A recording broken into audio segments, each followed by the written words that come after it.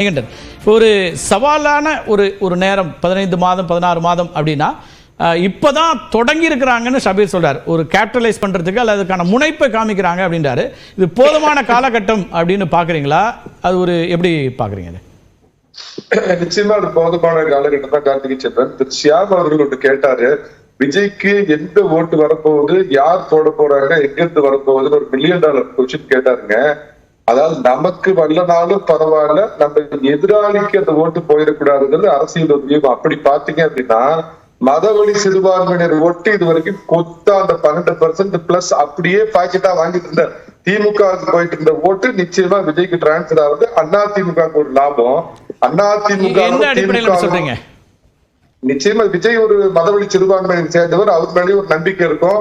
அதை தன்னை வெளிப்படையா தன்னை ஒரு மதவழி மதவாத இனவாத சாதியவாத எல்லா விஷயத்தையும் எதிர்க்கிறேன்னு தான் அவர் சொல்றாரு. இதேதான் திமுகவும் சொல்றாங்க, எல்லா கட்சியும் அதான் சொல்றாங்க. பிஜேபி நீங்களும் எல்லா கட்சியும் அதான் சொல்றாங்க. சார் நான் என்ன சொல்றேன்னா, மத சிறுபான்மையினர் காக்க ஒரே ஆபத் பாண்டவர் நான் தான். திமுக மொத்தமா வாங்கிட்டு இருந்த அந்த ஓட்டுல விஜய் ஒரு பெரிய ஒரு பள்ளத்தை அவங்களுக்கு தோட்ட போறாருங்க.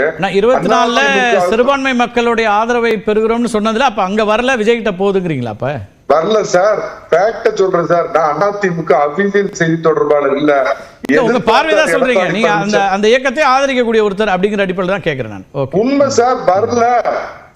நான் இன்னும் கூட அதிமுக செய்தி தொடர்பாளர் இல்லங்கிறப்ப நான் இன்னொன்னையும் சொல்லுவேன்.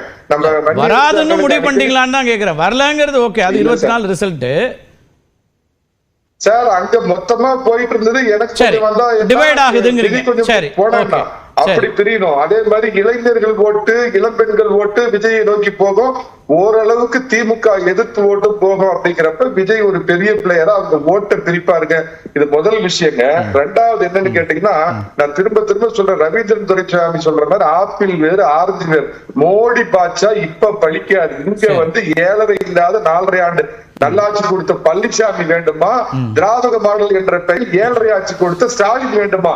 இதுதான் 2026 தொக்கிடிக்க போற கேள்வியோ ஒழிய இங்க மோடி பாட்சா பழிக்காது. மோடியை ஒரு வில்லனா காமிச்சு ஓட்டு வாங்குற எலெக்ஷன் பாராளுமன்ற எலெக்ஷன் அது முடிஞ்சு போச்சு. இப்ப திரும்ப ஆட்சியோடைய ஃபெயிலியரை இவங்க மூடி மறைக்கிறதுக்காக திரும்ப ஒரு தேசியத்தை நோக்கி இது பண்றாங்க. தமிழக மக்கள் மிக புத்திசாலிகள் உணர்ந்துக்குவாங்க.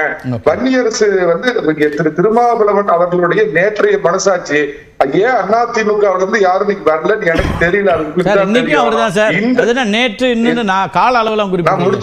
முடிச்சிடுறேன்.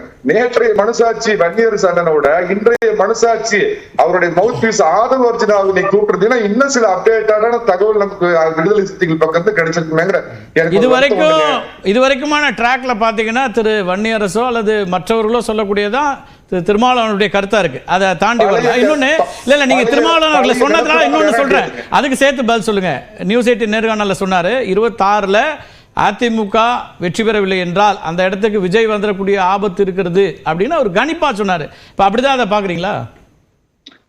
நிச்சயமா. அதாவது எதிர்கட்சி தலைவர் இன்னைக்கு இருக்கிற எடப்பாடி பழனிசாமி மிகப்பெரிய பலமே, அதாவது இந்த அதிமுக ஆட்சி கட்டில் உட்கார வைக்கிறது போறதே இந்த திராவிட மாடல் ஆட்சி தான் அப்படிங்கறதுல மாற்று கருத்து இல்ல. உரிய நேரத்துல கூட்டணி இன்னைக்கு ஒரு அமைச்சர் சொன்ன மாதிரி எடப்பாடி பழனிசாமி எரிச்சல் சாமி இல்ல, ஏழைகளை காக்க தகப்பன் சாமி அப்படிங்கிறது 2026 புரிய வைக்க. நன்றி திரு